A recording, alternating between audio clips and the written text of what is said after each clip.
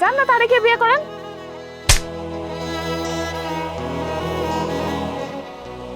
থাকেন আপনি, সমস্যা কি? হাত ছাড়েন, হাত ছাড়তে বোঝালি ভাইয়া, হাত ছাড়েন। কিরে, দেশের কয়দিন আসুস? আর দেশে আছি কয়দিন এটা নিয়ে প্রবলেম না, একটা অন্য ঝামেলা আছে, চইলে তো যাইতেই পারি, কিন্তু একটা এমন একটা প্রবলেম বুঝছস, মামার সাথে শেয়ারও করতে পারতেছি না, আবার ধর মানে ভয় লাগে মামার সাথে শেয়ার করতে। আচ্ছা, আমার সাথে শেয়ার কর, আমার সাথে তো ভয়ের কিছু না, আমার সাথে শেয়ার করতেই পারিস। তোর সাথে শেয়ার করতে পারি, শোন এই যে আমার যে জমিটা আছে, তোদেরও একটা জমি আছে, আমাদেরও তো একটা জমি পাও না বুঝছস না, আমার তো একটা জমি পাও না, তো ওইটা একটু যদি মামা যদি ভাগ করে দিত, আমার একটু এনে ধর বিজনেস একটু ইনভেস্ট করা দরকার। আচ্ছা, তুই চিন্তা করিস না, আমি আব্বার সাথে কথা বলবো না। কিরে, কই যেতেছিস তোরা? চাচ্ছু, তোমার না চারতলায় থাকার কথা, তুমি নিচে যেতেছো কেন? আমি আমার বাড়িতে থেকে ঘুমাই, আর ওরে ওর দাদির রুমে গিয়ে দিয়ে আসি।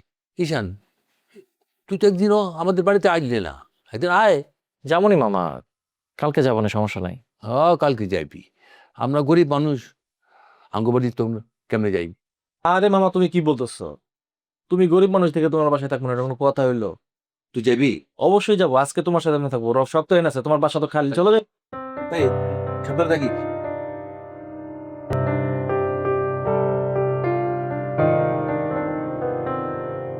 কিরে, কই থাকবি? কই থাকবো? দাদির কাছে থাকবো। হ্যাঁ চল না, ছাদে যাই। এত রাতে ছাদে যাবো কেন? আরে, এখান দিয়ে তো লোকজন যাওয়া আসা করে, কথা বলতে পারতেছি না, চল ছাদে যাই। শুনেন, দাদি ওরা আপুর সাথে আপনার বিয়ে ঠিক করছে। দাদি যেটা বলে সেটাই শুনেন, যেটা করতে বলে সেটাই করেন। আর আমার আর আপনার মাঝখানে এই যে বিয়ে নিয়ে যে মিথ্যা মিথ্যা অভিনয়টা, এটা সবারে বলে দেন। সবারে বললে এটা কোনো কিছুই হবে না, বরং এই ভুল বোঝাবুঝিটা শেষ হয়ে যাবে। আপনি আমার আল্লাহর রাস্তায় কলঙ্কের হাত থেকে বাঁচান, দয়া করে বাঁচান। যদি না বাঁচাই? না বাঁচাইলে কি শাস্তি পাবেন? অনেক বড় শাস্তি পাবেন। আমি গরিবের মায়া বলে যা খুশি তাই করে যাবেন আমার উপর, আর আমি সব মাইনা নিব। একটা থাপ্পড় দিয়ে একদম দাঁত ফেলাই দিব। বেশি পাকনা হয়ে গেছিস না? টাকা ধরে কে রাখবো? পড়াশোনা করবি কেমনে? তোর স্বপ্ন পূরণ হইব? লাগবে না আমার কোনো স্বপ্ন পূরণ করার। এই এক স্বপ্ন পূরণের জন্য পরিবারের সবাই আমার ভুল বুঝতেছে। তুই কি চাস যে আমি তোর বিয়ে করি? আপনি আমার কেন বিয়ে করবেন? আপনার বিয়ের কন্যা তো দাদি রেডি করে রাখছে, যান না তারিখে বিয়ে করেন।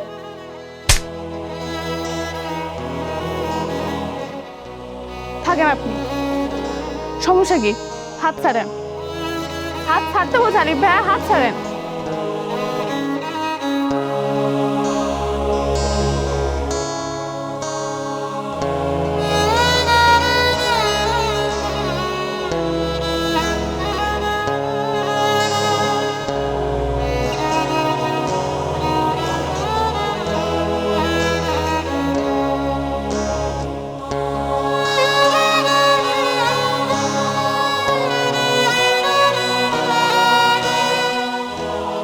মা? কি হয়েছে তোর বলতো? আরে কই, কিছু না। কিছু না বললেই হবে? আমি তো দেখতেছি তোকে অন্যরকম লাগতেছে। কি হয়েছে তুমি বোঝো না মা? বড় চাচা আর শখ এই বাড়িতে নাই, তোমরা তাদের এই বাড়ি থেকে দূরে রাখছো। খারাপ লাগে আমার, শখে দেখতেছি না, শখও নাই। আচ্ছা শখ নাই তো তোর কি হয়েছে? তোর সমস্যা কি? মা তুমি জানো শখ আমার স্ত্রী, ওরে না দেখলে আমার ভালো লাগে না। শখ তোর স্ত্রী না, কেন তুই আমার সাথে মিথ্যে কথা বলিস? তুমি জানলা কিভাবে? শখ কি তোমার কিছু বলছে? না, শখ কিছু আমাকে বলে নাই, আমি নিজে কানে শুনছি তোদের কথাবার্তা। আর তুই যে শখের পড়ালেখার জন্য ওই বাসায় থাকার জন্য এই অভিনয়টা করছিস, সেটা আমি বুঝতে পারছি। মা, এছাড়া আমার তো কিছু করার ছিল না মা। মা তুমি তো সবই দেখতেছো যে বড় চাচা কি বাড়িতে থাকে, আবার কেমন মানুষ বলো? এত বড় একটা সুন্দর বাড়ি থাকতে বড় চাচার ওই বাড়িতে রাখছে, এই বাড়িতে জায়গাও দেয় নাই। আর এত বড় একটা বাড়িতে দাদি একা থাকে। মা, শখ কত অসহায় দেখো, ওর কোথাও জায়গা হইতেছে না। আমাদের বাড়িতে তো কেউ ওর দেখতেই পারে না, সবাই খারাপ ব্যবহার করে ওকে। ও যে আমাদের কাজিন, আমার কাজিন, আমাদের রক্তের, বিন্দুখান সম্মানটা ওরে করে না মা। আমি বাধ্য হয়ে পড়ে এই মিথ্যা কথাটা বলছি, যেন ও একটু সম্মান পায়, সবার ভালোবাসা পায়। আমার এছাড়া আর কিচ্ছু করার ছিল না মা। মা তুমি আমার মাফ করে দিও মা। আমি তো জানি তুই শখকে পছন্দ করিস, কিন্তু দেখ এদিকে তোর দাদি আবার মন স্থির করে রাখছে তোর বিয়ে দিবে ওরার সাথে, সেটা নাকি তার শখ স্বপ্ন। আমি এখন কি করব নিজেই তো কিছু খুঁজে পাচ্ছি না। কিচ্ছু করার নাই মা, তুমি দাদিরে ডিরেক্টলি বলে দাও যে আমার এখন বিয়ে করার কোনো মুড নাই, আমি বিয়ে করার কোনো প্ল্যানে নাই। আর প্রয়োজনে তুমি এটা বলো যে আমি শখকে বিয়ে করে ফেলছি। যেটা হয় না সেই মিথ্যা কথাটা আমি বলতে পারবো না। বলতে কেন পারো? আমি বলবো? আজ তুই আমাকে সত্যি করে বলতো তুই কাকে বিয়ে করতে চাস, শখকে নাকি ওরাকে? মা আমি ওরাকে কেন বিয়ে করবো আমার বলো? আর তুমি জানো না শখ কত অসহায়? ওর নিয়ে আমার একটা স্বপ্ন আছে, ওর উচ্চশিক্ষায় শিক্ষিত করব। আর আমি এখন বিয়ে শাদীর কোনো প্ল্যানই নাই, আমি কারো বিয়ে করতে চাচ্ছি না। আচ্ছা ঠিক আছে, এখন এইসব চিন্তা ভাবনা করে এত মনটা খারাপ করিস না, চল খাওয়া দাওয়া করবি। আর শোন বাবা, আমি নিজেও শখকে অনেক পছন্দ করি, একদম টেনশন ফ্রি থাকিস। চল। চল। মা আমরা তাহলে যাই। যাবে কিসের জন্যে? বাড়িতে সকলে আসছে কতদিন পর, আমার বাড়িটা কি সুন্দর, কত আনন্দ। হ্যাঁ, যাবে কিসের জন্যে? থেকে যা। আরে বাবা তুমি বুঝো না, আমার নিজের একটা খাট আছে, ওই খাটে ছাড়া আমি রাতে ঘুমাইতে পারি না। আর আমার ওই টিনের ঘরে তো খাট তো নাই, আছে একটা ভাঙা চৌকি। ওই চৌকির উপরে ঘুমাইতে ঘুমাইতে আমি অবস্থ হয়ে গেছি মা। বুঝছি তো, তুই তোর কষ্টের কথাই বলছস, আমি আর কি করব। কষ্ট কষ্ট কিসের? কোনো কষ্ট না। আমি ওই বাসায় যাই যে কি তুহিনকে আমি ভয় করি? তুহিন আমার কিছু করবো না। আমি ওই বাসায় আসা যাওয়া করতে করতে অভ্যস্ত হয়ে গেছি, থাকি খাই, মাঝে মাঝে যাই, আবার আমি চলে আসি, কোনো সমস্যা নেই মা। তুই যাইতেছিস, ওরে নিয়ে যাইতেছিস কিসের জন্য? হ্যাঁ, ও তো আজকে আমার কাছে ঘুমাবে। দাদি আজকে আব্বার সাথেই যাই। যাবে কেন? তুই না আমার সাথে ঘুমাবি? আচ্ছা ঠিক আছে, তাহলে আব্বার একটু আগাই দিয়ে আসি। রিফাত, খাইছস তুই? হমা খাইছি। ঠিক আছে, যা এখন, কালকে সকাল সকাল এসে পড়বি, একসঙ্গে সকলে নাস্তা করব। ঠিক আছে। আল্লাহ, দাদি আছে? দাদি, দাদি, দাদি আজকে আমি আর অনু ডিসিশন নিছি, আমরা দুইজন তোমার লগে থাকবো। জি না, আপনারা আমার সঙ্গে শুইলে আমার তো ঘুম টুম আসবে না, যেই নাক ডাকেন আপনারা। হায় হায় হায় দাদি এগুলো কি বলতেছেন? আমি তো নাক ডাকিই নাই, ইম্পসিবল, কেউ বলতে পারবে না। আমি তো কখনোই নাক ডাকি নাই, ডাকছি কখনো? আমার সাথে তো শখ ঘুমাবে। কি কইতেছেন শখ ঘুমাবে? না না, শখ তো ওই যে আলিফ ভাইয়ের সাথে ঘুমাইবো। কি কইতেছিস পাগল ছাগলের মতো? আহা দাদি, বিয়া হওয়ার পর থেকে শখ আর আলিফ ভাই একসাথেই তো ঘুমায়। আরে পাগল ছাগলের মতো যত কথা। আজকে সারা রাত আমরা আবল তাবল বলবো আর তোমার একটু বিরক্ত করবো দাদি, এই যে আমি শুইলাম। এই যে আমি বইলাম। তুই যখন ভালোবাসোস তা আমার কাছে থাকস না কিসের জন্য? হ্যাঁ, কেন দূরে থাকস তোরা? এখান থেকে সবসময় থাকবো দাদি। হ দাদি, এখন থেকে আমরা সব সময় থাকবো, তুমি যা খাও আমরা তাই খামো, শাক লতা পাতা ডাল যা দিয়া খাওয়াবা তাই খামো, আমগো রাখবা না।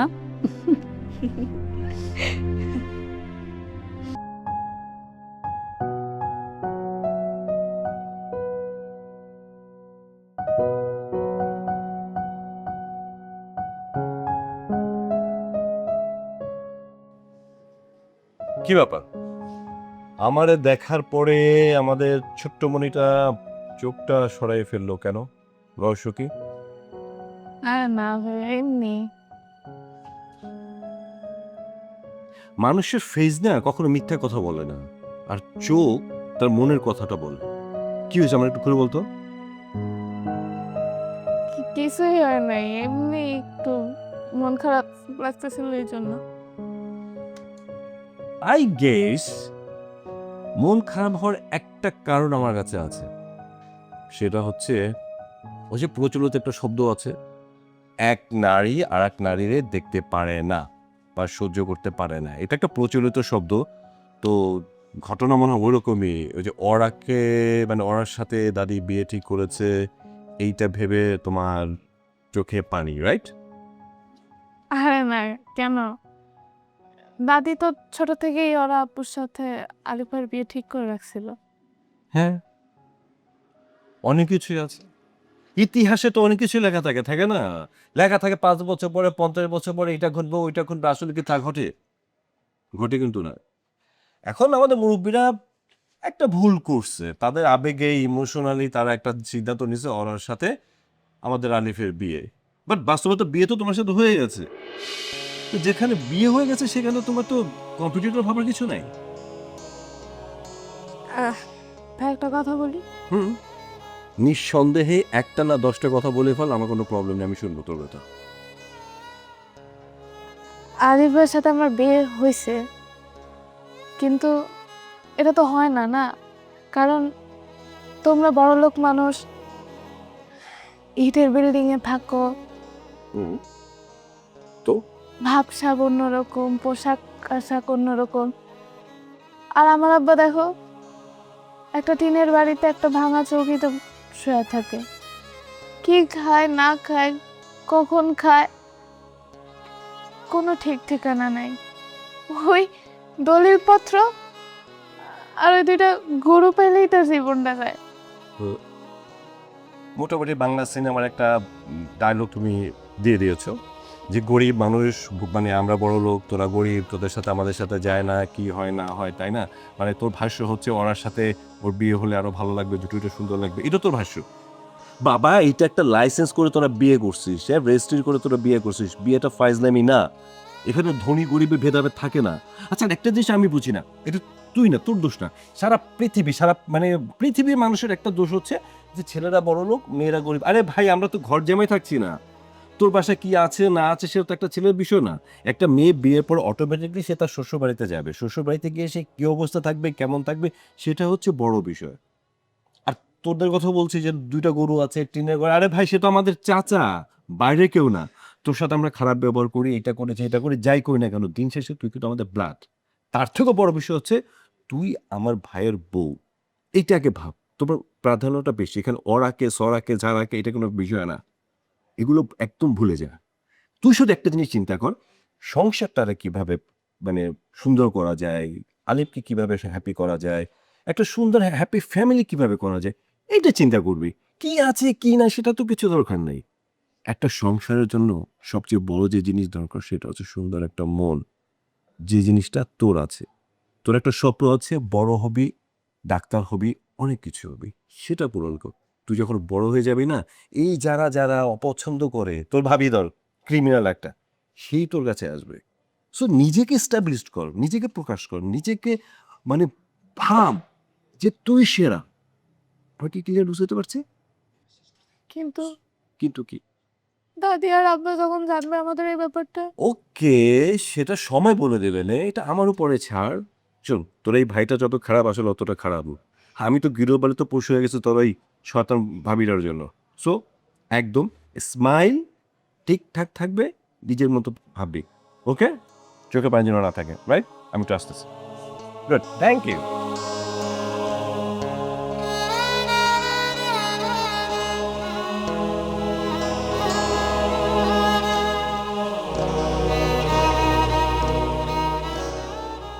আমি কেমনে কমাই করে আলিফের সাথে আমার বিয়ে হয় নাই? এই পুরো পরিবার আমারে বই বসবো।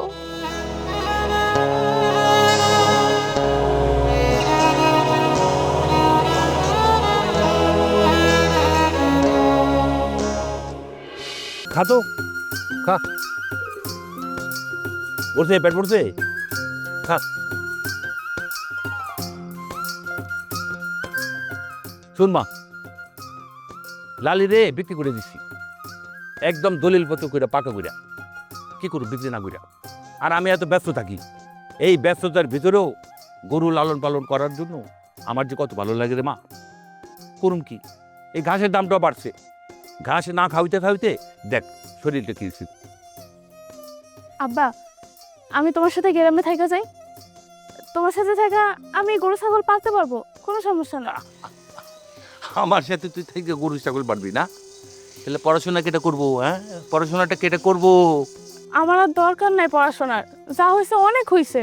দেখ মা, লেখাপড়া না করলে হইব? হ্যাঁ, আমি তোর লেগে কত কষ্ট করতেছি। দেখ, তোর খালি পড়াশোনাটার জন্য তুই পড়াশোনা করে তুই বড় ডাক্তার হইবি, ডাক্তার হয়ে গ্রামে আইসা গরিব মানুষে বিনা টাকায় চিকিৎসা দিবি। হ্যাঁ, আর এটা তো অনেক সুখের কাজ, অনেক আনন্দের কাজ রে মা। আব্বা, একটা কথা বলবো? কি কথা ক? আমি না এই গ্রামে থেকেই পড়াশোনা করি, শহরে যেতে আমার একটুও ভালো লাগে না, ওই জায়গায় থাকতেই ভালো লাগে না। কি করলি তুই শহরে যাবি না মানে? থাপড়াইরা তোর দাঁত ফালাই দিমু। চাচা কিন্তু বেশি কথা কইতেছেন, তোর গ্রামে আনাটা আসলে উচিত হয় নাই। শোনো আরিফ ভাইয়া, গ্রামের মানুষরা গ্রামেরই ভালোবাসে, গ্রামই তাদের আপন। দেখো না আমার আব্বা দলিল পত্র লেখে, আবার গরুও পালে। তুমি আমার শহরে নিয়ে যেতে চাও, দেখি পারে কিনা। বাপ রে, এত কথা শিখে ফেলাইছিস তুই? বড় হয়েছে তো। বাড়ির পাশে দাদার জমিদার বাড়ি, আর আমার আব্বা এমন কি অপরাধ করছে যে তার এমন ভাঙা একটা বাড়িতে ফেলা রাখতে হবে? এইসব হ্যাঁ, তুই ওর কাছে এগুলো কি করতে তুই? না, আরে আমি তো অনেক শান্তিতে আছি, অনেক আরামে আছি আমি। না চাচ্ছু, আমি জানি আপনি শান্তিতে নাই। আপনার ওই ভাঙা ঘরে ভাঙা চকিতে থাকতে অনেক কষ্ট হয়। মনের অজান্তে যে আপনি একলা একলা কান্না করেন সেটাও আমি জানি। একদিন সবকিছু ঠিক হয়ে যাবে চাচ্ছু। আর শখের পড়াশোনা যাতে নষ্ট না হয় এর জন্য আমি অনেক ধৈর্য ধারণ করে আছি। শখ চল, দাদি ধরে ডাকতেছে। চাচ্ছু আপনিও চলেন। আরে বাবা, আমি যেতে পারবো না, আমি চকে যাবো, চকে গিয়ে এই গরুর লেগে ঘাস কিনে আনতে হইব। আরে তাহলে আপনি একা যাবেন কেন গাছ কিনতে? আমরাও যাবো, চলেন। চল। চল।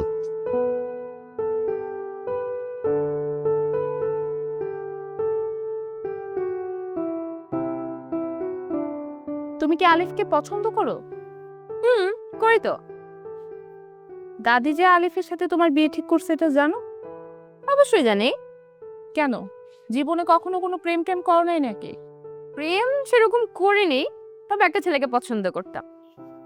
তো এইটা জানার পর দাদি কেন তোমার বিয়ে আলিফের সাথে ঠিক করলো? সেটা নানুকে যে জিজ্ঞেস করেন ভাবি, আমাকে কেন বলতেছেন? আমি তো হলাম পাত্রী। তুমি পাত্রী, কিন্তু আলিফের সাথে তোমার বিয়ে হলো তো তুমি আমার যা হবা, এর জন্য তোমার একটু ইন্টারভিউ নিয়ে নিচ্ছে আর কি। তবে আপনার সম্পর্কে কিন্তু আমার খারাপ ধারণা আছে। যেমন? এই যে যেমন আপনি শ্বশুর শাশুড়িকে অনেক সেবা যত্ন করেন, সংসারটাকে অনেক ভালোবাসা দিয়ে আগলে রেখেছেন, দেবরদেরকে ভালোবাসেন, আবার শুনেছি একটা চাকরিও করে। আমি শুধু চাকরি করি না, প্রতি মাসে সংসারে 30,000 টাকা পে করি। আমি বাবা চাকরি বাকরি করতে পারবো না, আমি সংসার করব ব্যাস। ভালো, স্বপ্ন দেখা ভালো। আমি দোয়া করি তোমার স্বপ্ন আবার ধ্বংস না হয়ে যায়। আচ্ছা ভাবি, আপনি না তেঁতুল খেতে পছন্দ করেন? চলেন ওই সাইডে তেঁতুল নেড়ে দিছি, আসেন তো খাই, আসেন।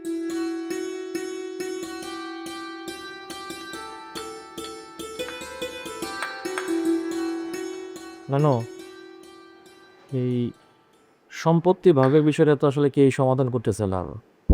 আসলে এই আম্মুর ভাগের যে জমি জমা আছে আর কি, এটা তো বুঝাই দিলে ভালো হতো আর কি। তোরা কি মনে করছস? আমি জমি জমা ভাগ করে দিব না? হ্যাঁ, আমি কি মরে গেছি? আর কিরকম ভাবতেছিস কিসের জন্যে? আমি আমার মেয়েরে কোনোদিন বঞ্চিত করব না, তার ন্যায্য পাওনা আমি ঠিক বুঝাই দেব। নানু, এই কথা তো আমি বহুদিন যাবৎ শুনতেছি। যখনই আসি বিদেশ থেকে তখনই দেখি তোমরা মারামারি করো, হয়তোবা ঝগড়া করো, মানে এগুলো তো সবসময় হচ্ছে। আমার সম্পত্তি কবে বুঝাই দিবে সেটা আমাকে বলো, আমি এত কিছু জানতে চাই না। আর এইভাবে তো কোনো কিছু সমাধান হয় না, আর আমি তো আজকেই চলে যাব। ও, তাইলে কি শুধু সম্পত্তির জন্যই আসছো? নানুর জন্য মায়া নাই? বিষয়টা আসলে এরকম না আর কি। আব্বু তো একটু অসুস্থ, হ্যাঁ, আর আম্মু তো খুব একটা সুস্থ না। আর ওরা কেউ তো বিয়ে দিতে হবে, তাই না? ওর বিয়ের জন্যে তোমাদের এত চিন্তা করতে হবে না, আমার চিন্তা নাই ওর জন্যে। জানো, ঠিক আছে, এগুলো আসলে পরে আলোচনা করা যাবে না। আর ওর একটু ঢাকায় একটু কাজ আছে তো, ওর নিয়ে একটু মানে ওর আজকে চলে যাবে, এখন চলে যাবে আর কি। আর ও ঢাকায় গিয়ে একটু ফ্রেন্ডদের সাথে দেখা করবো, অনেকদিন দেখা হয় না ঈদের মধ্যে। হ্যাঁ নাস্তা করছো? নানু করছি। তাহলে আম্মা আমি নানি ওর একটু আগা দিয়ে আসি। আসো না, ওই ওর নামাই দিয়া মামির সাথে এই সঙ্গে